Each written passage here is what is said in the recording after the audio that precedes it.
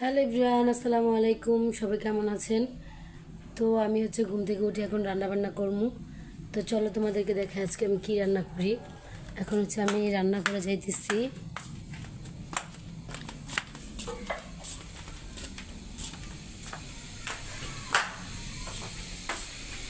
এই যে আমি রান্না করে চলে আসছি। এখানে পেঁয়াজ, মরিচ, ধনিয়া পাতা, কাঁচামরিচ সব কিছু কেটে নিছি। তারপর আজকে আমি রান্না করবো পোয়া মাছ। এই যে মাছগুলা, তো মাছগুলোকে আমি ভিজায় রাখছি। এখনও মাছগুলা ছোটে নাই খা।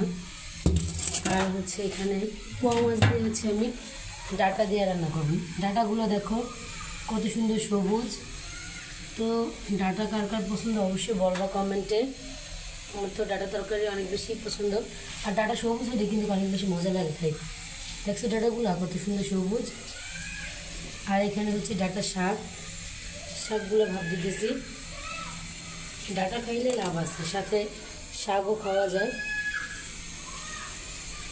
তো তোমরা কে কী রান্না করবো অবশ্যই বলবো কমেন্টে।